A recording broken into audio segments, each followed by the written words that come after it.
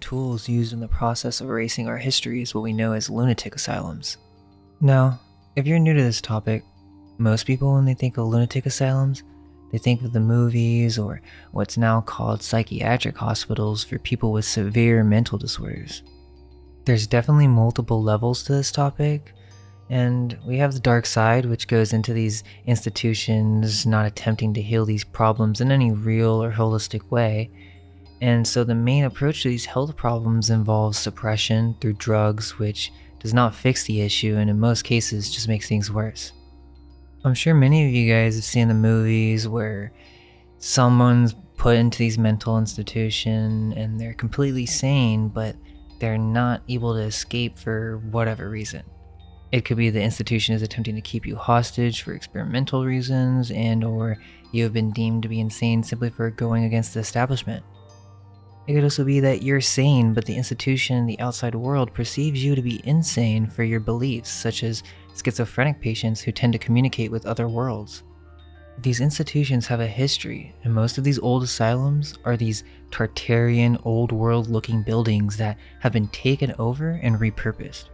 You find very similar themes with the same common story, and they all use similar terminology such as being founded or established in 1804 or 1820, but what if these were not created during the 1800s, but were actually taken over after some type of reset? Many of the dates that they give us can be easily manipulated as well. But for the most part, the oldest asylum is in Virginia and it was founded in 1773. So most of these all started popping up around the 1812 to 1850 Civil War time period, and they actually used that as an excuse for why they needed to create even more of these institutions because people were insane after the war and they needed these institutions as places of refuge. History attempts to paint these asylums in a positive light, but what if it's the complete opposite?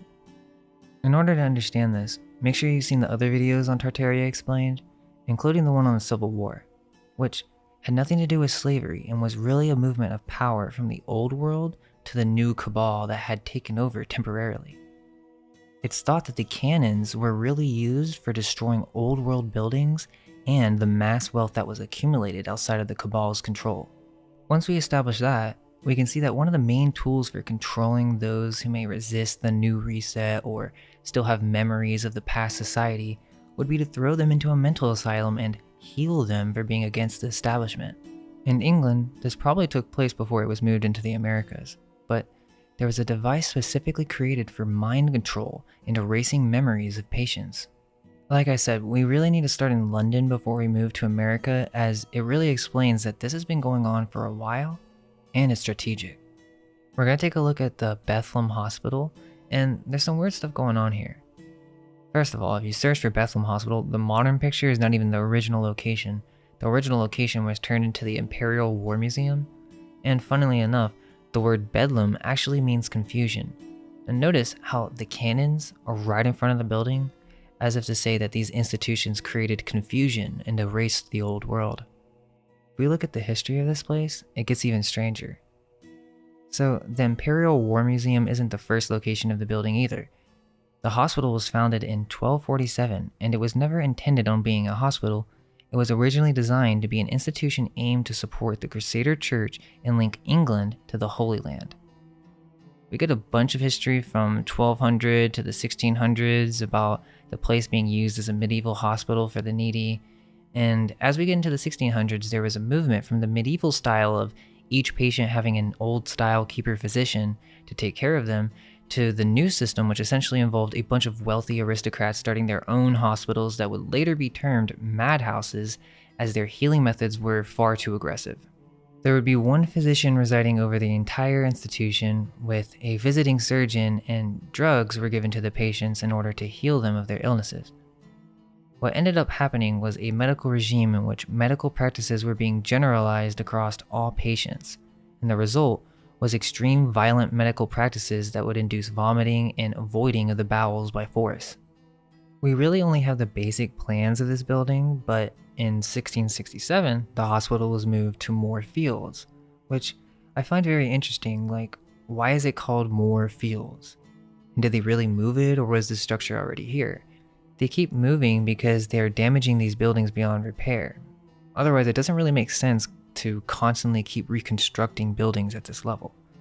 Moore is in a lot of old architecture and city names in England, so it is very interesting, but let's take a look at what this place looked like. I mean, this is pretty massive. They're trying to tell us that it took them only a year to make this, which, if you ask me, that's some BS. So 100 years passed by, and by the end of the 18th century, the hospital in Moore Fields was supposedly deteriorating with uneven floors, buckling walls, and a leaking roof.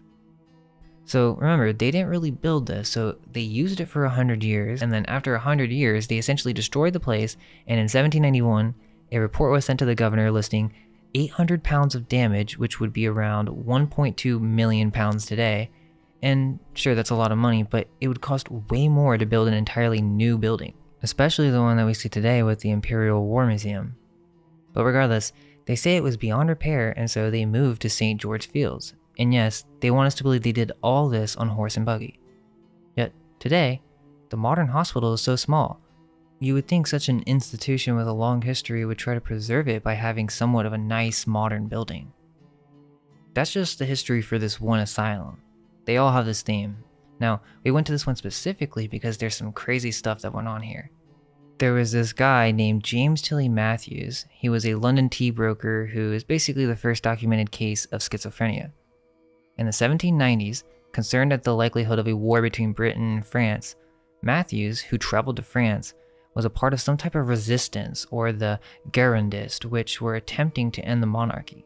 Whether he was working as a spy for the English is questionable, but after spending time in France, he was accused of being associated with these Girondists, which the French establishment at the time used the whole reign on terror as an excuse to imprison their enemies and to continue their agenda of control. So Matthews was thrown in prison, and after 3 years, the French authorities concluded that he was a lunatic and released him. When he returned to London, Matthews wrote 2 letters to Lord Liverpool, complaining about conspiracies directed to him, and during some debate in the House of Commons, he yelled treason. Now, I don't know if that's completely true, who knows, but basically the officials arrested him and placed him in the Bethlehem Hospital in 1797. After examination, he declared that he had taken part in secret affairs of state in reference to his efforts in France. After 10 years in the hospital, his friends and family petitioned for his release on the grounds that he wasn't insane. His family hired their own doctors, Matthews was re-examined, and he was declared sane. So this is when it gets really crazy. A year after he was released, a man named John Haslam produced the book Illustrations of Madness, in which he intended to settle the dispute over Matthews' sanity. Essentially, this book is what ends the debate on what really happened with Matthews. It shares his story and paints him as a lunatic, even though the author does attempt to stay unbiased. But here's the thing, even though there are some elements to the story that may be caused by some type of schizophrenia, it's likely that this was purposely induced as he knew way too much information. What do you think they did to him for 10 years in the hospital?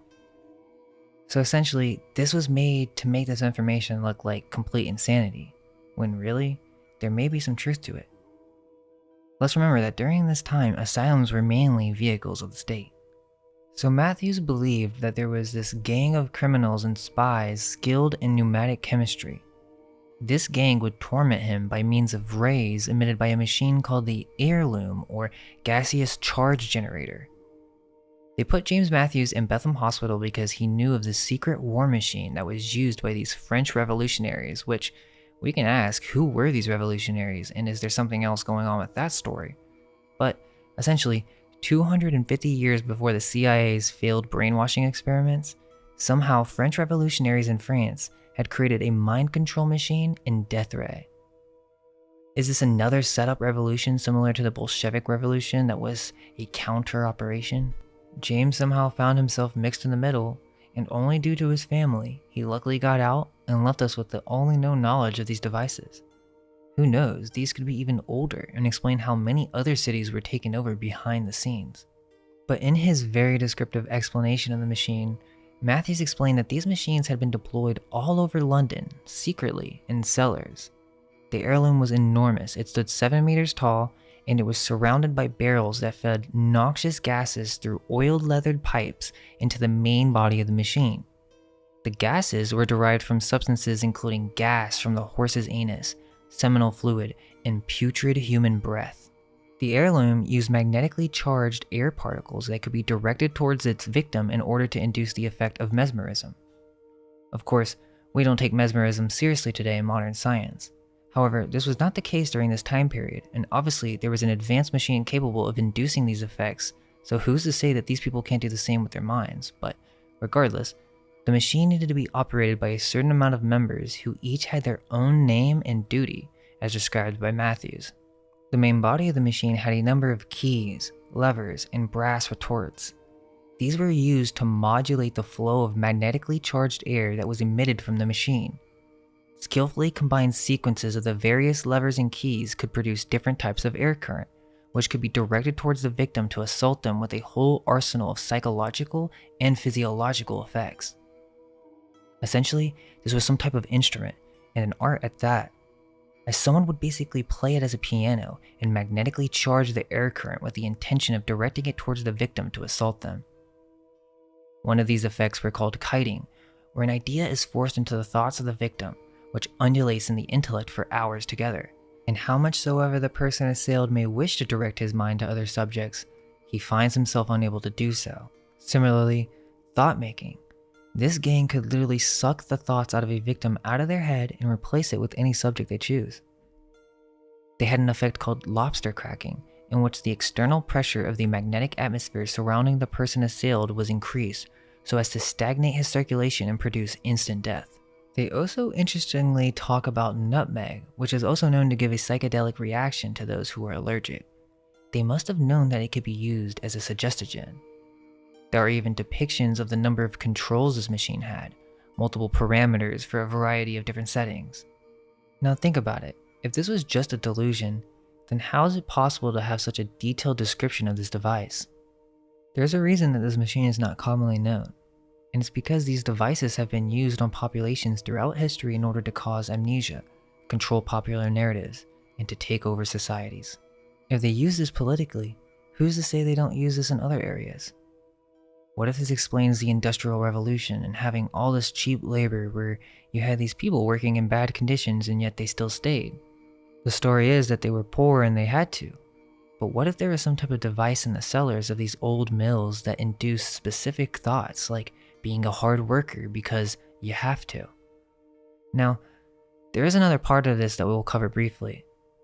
Basically, when you look up influencing machine, what you have is all these educated mainstream scholars concluding that the heirloom and other mind control devices are just visions of schizophrenics. But not just that there's even something more profound to get from all this, that the influencing machine is some deep subconscious archetypal trope. Now, I'm not saying that this can't happen to someone with schizophrenia, but I am very suspicious of this public opinion and that these are all simply hallucinations of madmen. First off, isn't it convenient that the first schizophrenia patient ever just so happens to have the most detailed engravings of this machine, and no one at this time had been discussing any technologies like this in public literature, so there was no way he just imagined this out of nowhere. They literally built a working replica of the machine. It wasn't just a delusion, this was influenced by some type of event, and this wasn't just with James Matthews. There have been several counts of artists depicting these types of devices, but they're just labeled as insane. Or they just try to decode this as some deep Jungian philosophical symbolism when, really, there may be multiple things going on. Spiritual forces that influence these peoples, and/or physical devices that actually do exist and influence the thoughts of their victims. There are actually quite a few depictions of these, and of course, it's not to say that every one of these is real, but this idea of a mind control device is obviously prevalent in our psyches, and sure, you can take the psychiatrist approach and just say it's an aspect of our deep subconscious or whatever, and I'm sure that does play a part, but it's not the meat of the subject. All the scholarly work on the subject tends to take this viewpoint. However, as many of you are thinking, these types of devices have existed for who knows how long, but they're not just fantasy, and they've been around far longer than just the heirloom. You would most likely think there would be an attempt to develop a mesmerism device and/or mind control device in the 18th century because hypnotism was believed to exist. That being the case, you would think that powerful people would look into creating a mind control device with the advancement of technology and electricity during the 18th century. Even in ancient societies, psychedelics and suggestogens have been used as means of controlling one's mind. What resulted in the 18th century was a fairly simple machine to construct that was advanced to operate and would go to work behind the scenes, influencing public suggestion and controlling the minds of anyone who'd resist the establishment. This device would also allow for creating amnesia in a new population. Interestingly enough, there's a game called Amnesia. I'm sure most of you guys know about Dark Descent, but there's another one called A Machine for Pigs. There's this artist who composited everything as one map, and it's really interesting to look at because you have the same type of heirloom device, and you see this happening on a mass scale with it coming out of the factories, and there's a Tesla coil in the background as well, magnetizing the currents. There's actually a lot of weird stuff with this game. You have the old world Tartarian buildings, and there's also this thing about absinthe, which again, that gets into psychedelics. But yeah, I just thought it was really weird. I mean, a lot of these illustrations seem to be depicting some kind of hidden past, or maybe they know something that we don't. Also, I want to give a shout out to Paul Cook, as he had some really good research on this topic, so make sure to check out his channel. If we return to America with that in mind, and I mean, that's just the surface of what's gone on throughout history at these hospitals. It gets much darker, but for the most part, we can begin to question the narrative behind these structures, as it's the same theme with most of them. The narrative just doesn't really add up. Most of these asylums are really big, and their architecture is quite advanced for its time considering the tools they had. Also, the population was too little at the time to construct these structures, and many of them were built in just a few years. Let's keep in mind that the first general hospital in America is the Pennsylvania Hospital, which was founded in 1751. So let me get this straight. They're building these massive structures in cities out of nowhere. Philadelphia started in the early 1700s, and they don't even think about creating a general hospital for over 50 years. The oldest asylum is the Virginia Eastern Lunatic Asylum, which no longer exists as it was destroyed in a very convenient fire in 1885. According to the depictions, it looks to be an old world building that is slightly buried beneath the ground. This building only took 2 years to build according to the story, as it was established in 1771 and the first patient was administered in 1773. The second oldest asylum is the Spring Grove Asylum in Maryland. Again, it looks very similar. Now, it started off as a general hospital in 1797, but it actually can trace its roots to an institution 3 years earlier. Basically, it was a men's club headed by a sea captain named Jeremiah Yellett, established what they called a retreat for the ailing mariners of Baltimore. That kind of sounds weird to me, but that's how it began, as some private men's club, and then became a hospital for strangers and mariners. The Hospital for Seamen and Strangers. It seems that the hospital was actually funded by Captain Yellett and his associates. So, the story is that the club evolved into a hospital as a way to take care of the mariners who had many medical conditions such as nutritional diseases. They referred to many of the patients as inmates, and it seems that there is something else going on with this supposed retreat. Basically, it could have been a means for mind controlling newcomers who came by sea and labeling them as insane if they did not fit the narrative. At the time, Maryland's mentally ill were called inebriates and or being mentally retarded. Now, they didn't have a word for being mentally insane. Maybe because it wasn't really prevalent until after the reset, so of course they had to create this narrative. The Northeast Coast is home to America's oldest ports, at least from the mainstream sense, and where these old world cities first started to be taken over, right? Like the west of America wasn't conquered until like after the Civil War, so the Northeast must have started these reset plans very early on, programming any immigrants who may be trying to relocate. So in 1797, the hospital had a new purpose, for the reception and care of lunatics, or really anyone who didn't fit the narrative. Let's also keep in mind that yellow fever epidemic happened around this time, and I just wonder if this was also done with intent. Now that we understand they had a mind control device using magnetized air currents, you would think that maybe they know how to spread disease using similar methods. Of course, the excuse is mosquitoes were breeding in the wetlands, and because of warmer climate, this led to a number of these outbreaks. that doesn't really make sense as the Native Americans never suffered from these issues, so there's definitely something else going on when it comes to all this sickness, the sudden need to create all these hospitals out of nowhere, which really should have been constructed from day one in any well-planned city. Unless, of course, they didn't have any need for hospitals, but that's another can of worms. Basically, in 1808, the state took over the building and they decided to do $40,000 in repairs, which that's a lot of money at that time. And the story goes that they got this money because a bunch of lottery winners donated back to the state so that they could expand the hospital. Right? That makes sense. Okay, this is when it gets crazy. So in 1813, during the War of 1812, an admission to the city hospital could be ordered or authorized by the chancellor of an entity known as the Chancery Court. As the head of this court, the chancellor had the authority to commit to the facility those individuals who were referred to by the law as any lunatic, idiot, or person insane. Acts of 1813. So within 10 years of creating this hospital, which was started and funded by a boys' club, the state takes over and creates a law that they can basically put anyone they deem crazy in the mental asylum. Captain Yellett obviously had connections with the state. They were in cahoots. He just funded it. Now, I'm just giving you one example, the second oldest in fact, but you just have to think, these started appearing out of nowhere all around this area around this time, and I mean a lot of asylums. And the typical answer is because of yellow fever, civil war, and syphilis. But as we have gone over the hidden side of things, we see there may be a different agenda at play. All these backstories for these hospitals aren't giving you the whole truth. I mean, just look at this logbook of the West Virginia Hospital for the Insane. This list documents reasons for admission to the institution. I mean, these guys weren't playing around. So these are pretty crazy. If you ran out of money and became homeless, got business trouble, if you got kicked in the head by a horse, I guess that was common back then, imaginary female trouble, an immoral life, not sure what that's supposed to mean, imprisonment, okay, that's kind of scary. If you had your own religious beliefs, or if you were a woman with her own beliefs, that would get you sent to an asylum. Let's see. Bad whiskey. Okay. These institutions don't really care about your health. They were designed for that purpose. These facilities are tools of the state to control a society based on what the controllers deem appropriate. If you overstudied religion, that would get you sent to the institution.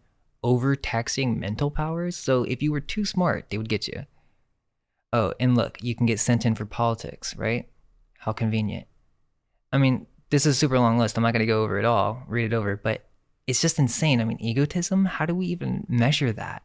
If someone acts arrogant, they just get thrown into a lunatic asylum? I mean, this kind of became a meme because of some of the weirder, funnier ones, but they would basically throw you into an asylum for any reason that they wanted. It could be any reason. They would just throw you in if you were a problem. I mean, just take a look at some of these asylums. Very old world looking, and you know it's not really commonly accepted that there are castles in America, but many of these old asylums and old prisons are literally just that. They just aren't called castles, and we've never looked at them with new eyes. Many of these old asylums share what is called the Kirkbride Plan, which is a system of mental asylum designs advocated by American psychiatrist Thomas Kirkbride. Now, this is the explanation they give on why many of these buildings have similar designs, but could it be that these are actually older world structures, many of them containing underground tunnels and also mud-flooded windows? It's even in the narrative. One good example is Rockwood Asylum, which first we have to look at the Kingston Penitentiary, which if we look at some photos, it looks very old world. This is Canada, but still, you can find the same thing in the US. But the story goes that the Kingston Penitentiary was overrun with medically ill, criminally insane inmates, so to solve this problem, the asylum was built on the shores of Lake Ontario, close to the penitentiary, built by the prisoners themselves. That doesn't make any sense to me, but we're supposed to believe that somehow they made these insane inmates build an asylum for themselves where, by the way, in the Rockwood Asylum, they would literally make people wear uniforms with the label lunatic. And it was also a common practice to drill directly into the skull, so, I mean, yeah, I'm sure they were so excited to build this asylum. Who would have guessed that the mentally insane have the skill to actually build architecture like this? I highly recommend checking out There's No Place Like Home. She has a great video on this subject, so shout out to her. But she goes over this as well, and we see the same thing with the Toronto Insane Asylum. That basically, during this whole 1800s period, the state took it onto themselves to take care for whoever they deemed to be critically insane. As I just showed you with the list, you can imagine how this could go really wrong. The Toronto building has the same dome structure with the stairs that lead up to the entrance, mud-flooded windows, and looks like a typical Tartarian building. Another good example is Traverse City State Hospital, which is extremely Victorian looking. It also has a pretty scary feel to it. But they want us to believe that this was built in 1880 in Traverse City, Michigan, when the population at that time was less than 2,000. Why would they need a hospital that big? Because these buildings were used as a means for the state to control the population, and they used old world buildings to create these institutions, as they didn't have the budget or tools to create such detailed structures. I didn't know about this one until recently, but the oldest hospital still in operation in California is the Napa State Hospital in California. Founded in 1872, it has very strange vibes, and the entire thing is ginormous. It was originally self-sufficient with its own dairy and poultry ranches, vegetable gardens, orchards, and other farming operations. It basically was its own city, and this is in North California. Also, many of these facilities have very high security. Anyone and everyone who enters goes through multiple doors, metal detectors, and locked gates. The weird thing is that it doesn't really look anything like it did in the past today. It's still out there in the valley and separated into different units, so I guess they are still using parts of the building, but it looks vastly different than it used to. Keep in mind the San Francisco World Fairs and all of these buildings that they destroyed that had the same exact architecture, and they didn't really have a reason for destroying it. It's also suspicious how they even built it in the first place. Another one is the Greystone Park Psychiatric Hospital, or what was originally called the State Asylum for the Insane at Morristown. This basically is an entire city. It was the largest continuous foundation in the United States from the time it was built until it was surpassed by the Pentagon, and it's around 700,000 square feet. Now, let's take a look at some of the penitentiaries.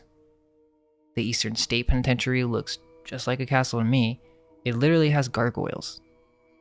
But again, we don't normally think of castles in America, but it's just because we have been given buildings with made-up histories, and our eyes have become accustomed to just seeing the structures as government buildings or prisons and even colleges. They all have the same story of being built randomly in the early 1800s. I mean, why would you want to make a jail look so fancy? Is this really the most efficient way to build such a structure with the tools and resources available at the time? I mean, we won't even build something like this today. The Kentucky State Penitentiary in Eddyville, Kentucky is nicknamed the Castle on the Cumberland. And another reason that these buildings are castles is that most likely they have been altered and their tops destroyed, so we aren't even seeing the entire building. If we saw it in its entirety, we would see clearly that it was not designed to be a prison. Also, the population of Eddyville, Kentucky in 1880 was less than 500 people, so that doesn't make any sense whatsoever to build such a massive prison. I mean, just imagine if this had steeples on it. This is very out of place for its location and time period. The Anamosa State Penitentiary is also a very unique Victorian architecture in Iowa. If we look at the population at the time, it was less than 3,000 in 1900, so again, doesn't really add up. The Tennessee State Prison is really insane.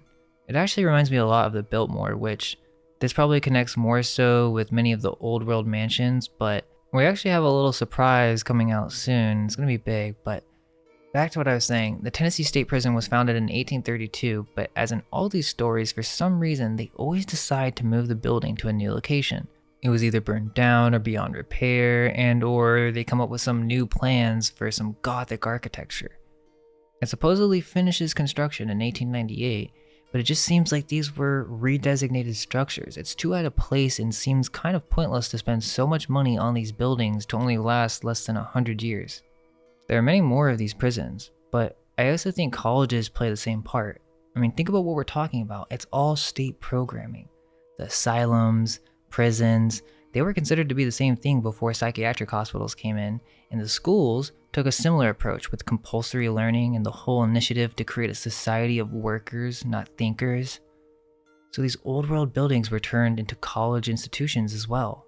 Harvard, William and Mary, Columbia University, Yale University, Princeton, St. John's College, Moravian University, Dartmouth College, St. Joseph's University. These buildings and castles have been right in front of our eyes this entire time. These are government-controlled, old-world buildings that were repurposed as mind control weapons. Each one of these colleges has its own strange narrative that really doesn't add up, but we'll have to save that for another video. Hope you all stay curious, and all we can hope is that our minds will be unveiled. Let go of everything you think to be true. Relax the mind and ask the question, do I truly understand what this reality is?